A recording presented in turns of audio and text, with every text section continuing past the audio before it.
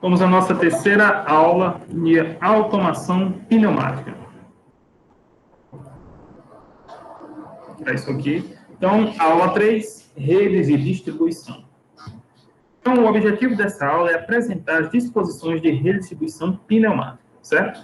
Entre as redes de distribuição, vamos falar dos layouts, formato, válvulas de fechamento e de distribuição, ligações entre os tubos, curvatura, inclinação, drenagem da umidade e tomadas de ar. Lembrando que é o seguinte, o dimensionamento das redes de distribuições pneumáticas, a gente vai falar em uma outra aula, certo? Que eu vou buscar uma outra bibliografia, que é do professor engenheiro Fialho, certo? Onde a gente vai fazer os cálculos para poder selecionar e projetar uma rede de distribuição pneumática. Então, a bibliografia principal é essa do entendimento da Parker, certo? É tecnologia pneumática industrial. Então, aplicar para cada máquina ou dispositivo automatizado um compressor próprio é possível somente em casos esporádicos e isolados. Imagina só. Certo? A rede de distribuição de ar comprimido compreende todas as tubulações que saem do reservatório, passando pelo secador e que, unidas, orientam o ar comprimido até os pontos individuais de utilização. A rede possui duas funções básicas. Primeiro, é comunicar a fonte produtora com os equipamentos consumidores. E segundo, é funcionar como um reservatório para atender às exigências legais. Ou locais, né? Nos casos locais. Legais também. E na rede de distribuição, um sistema de distribuição perfeitamente executado deve apresentar os seguintes requisitos. Primeiro, pequena queda de pressão entre o compressor e as partes de consumo, a fim de manter a pressão dentro dos limites toleráveis, em conformidade com as exigências das explicações. Fato muito complicado, né? Que requer um profissional de conhecimento e experiência nessa área para projetar de forma ótima, né? Claro, dentro de uma possibilidade, essas redes de distribuição, porque senão a perda de carga pode ser muito grande, isso aí você vai precisar de muita pressão, e pressão é energia, né? E energia é custo, certo? Tanto ambiental quanto custo econômico. E o outro requisito é não apresentar escape de ar. Do contrário, haveria perda de potência. Apresentar grande capacidade de realizar separação do condensado, né? Também. Certo? É importante também que a gente tenha um sistema que garanta essa separação do condensado, porque senão vai diminuir a vida útil da nossa rede de distribuição e dos nossos equipamentos que a gente está utilizando para poder tá fornecendo, né, para que aquele equipamento funcione. Então, ao serem efetuados o projeto e a instalação de uma planta, qualquer distribuição, é necessário levar em consideração certos preceitos, tais como o layout, formato, válvula de fechamento na linha, ligações entre os tubos, curvatura, inclinação, drenagem e tomada de ar. Tudo para poder, de alguma forma, prover, certo? Otimizar, vamos dizer assim, os requisitos acima, os requisitos que foram ditos, né? Então, é muito importante a gente saber selecionar bem os nossos equipamentos e os nossos dispositivos de conexão e de tubulações, de modo que a gente possa garantir o mínimo ou zero, caso, se for o caso, de escape de ar, de vazamento, bem como uma diminuição dentro da possibilidade das perdas de cargas presentes no sistema, além de garantir também a eliminação do condensado, de modo a não interferir nos fatores tribológicos e nos fatores oxidativos, né, das propriedades dos materiais e das propriedades do elemento de máquina final, né, ou do dispositivo da máquina de fluxo final, certo? Layout.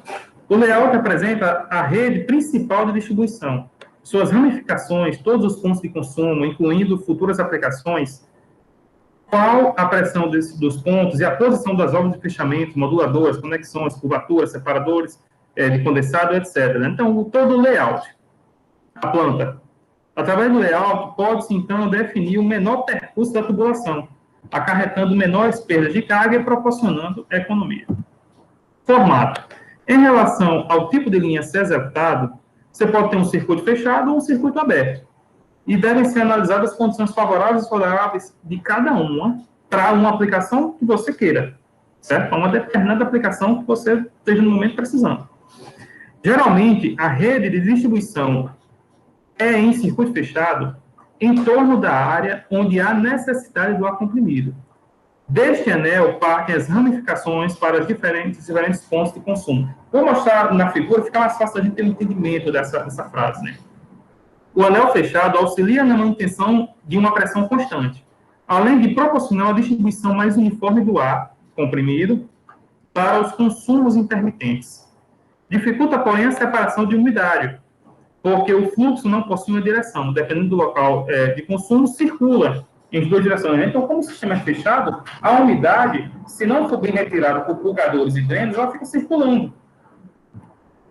Então, aqui você tem um sistema fechado, certo? Isso é o que a gente chama de sistema fechado.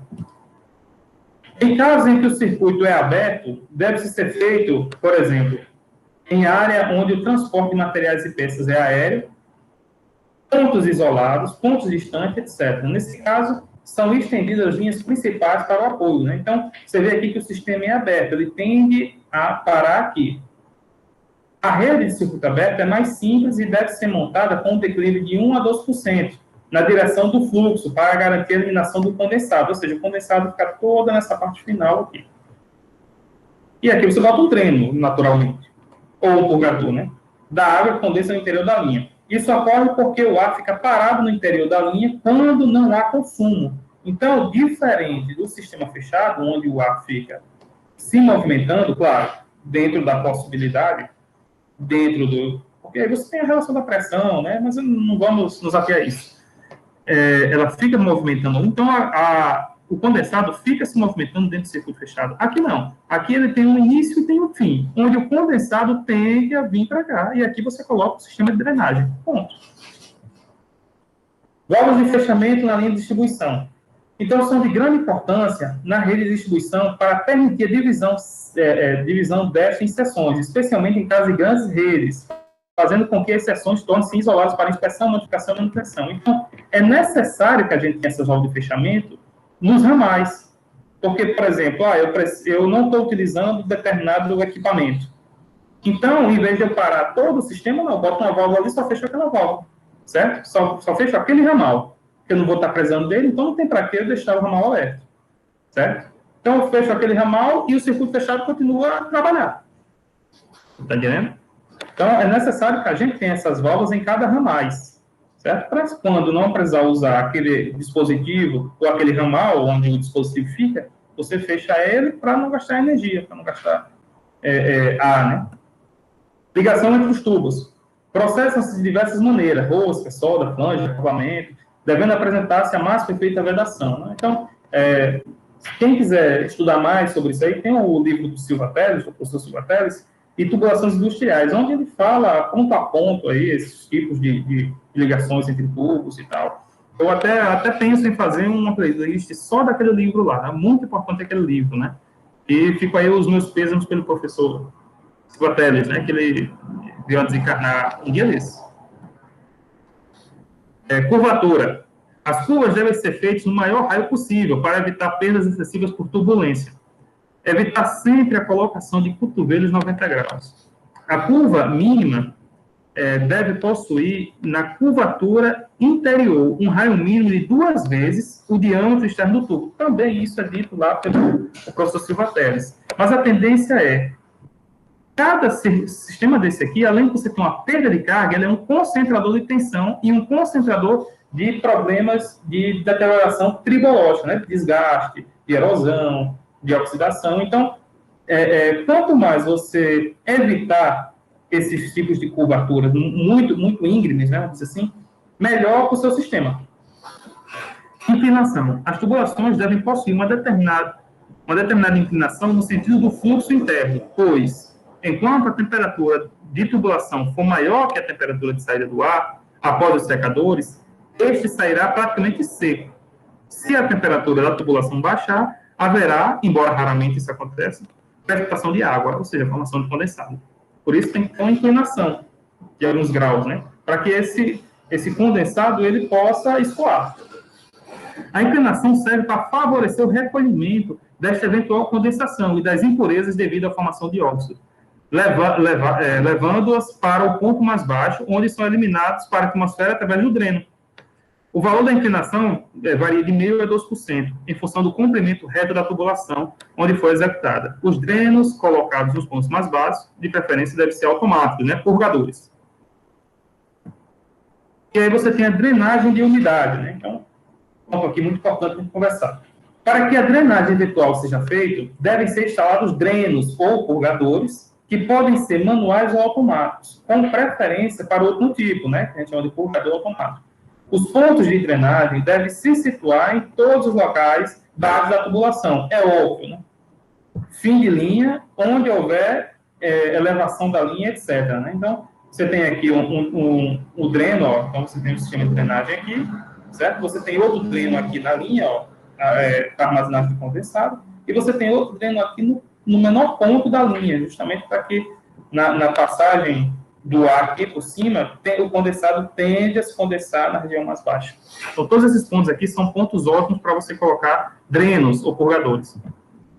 Tomadas de ar devem ser sempre feitas pela parte superior da tubulação principal. Então, sempre, tá vendo essa conexão aqui, tá vendo? Essa curvatura 180, certo? Ela tem que ser colocada dessa forma, porque sempre, certo? As tomadas de ar tem que ser pelo ponto maior, porque aí você evita condensado, né? Se você coloca aqui na região abaixo, o condensado vai cair todinho, certo? Para a sua tomada de ar, a sua saída do sistema, né? Então, recomenda-se ainda que não se realize a utilização direta do ar comprimido no ponto terminal de tomada de ar. Então, você não coloca-se o ar comprimido aqui nessa região final, né? Você coloca um pouco acima, porque com ainda a passagem eventual de condensado, ele tende a se condensar aqui, não entrando no seu grupo lubrifio, né? E aqui embaixo você pode botar um dreno ou um purgador. No terminal, deve-se colocar uma pequena válvula de drenagem, e a utilização deve ser feita um pouco mais acima, onde o ar, antes de ir para a máquina, passa através de uma unidade de condicionamento. Essa unidade de condicionamento eu tenho que ver na próxima aula, que é o grupo lubrifio, ou seja, com mais um sistema de tratamento para garantir cada vez mais a pressão constante, a filtragem de componentes e, claro, a lubrificação e a otimização no ponto de vista da manutenção do dispositivo. Próxima aula, o grupo lubrifio. Então, a gente já vimos toda essa parte de layout, essa parte de produção do ar, distribuição do ar, certo? Agora a gente está, próxima aula é o ponto final para que a gente saia da parte de configuração de uma rede pneumática, né? Então, a gente já está quase na saída. Depois do grupo lubrifio, já para o dispositivo de acionamento. Certo? Aí a gente já entra na automação pneumática, certo? A partir dos cilindros, das válvulas e tudo mais. Vamos por aqui.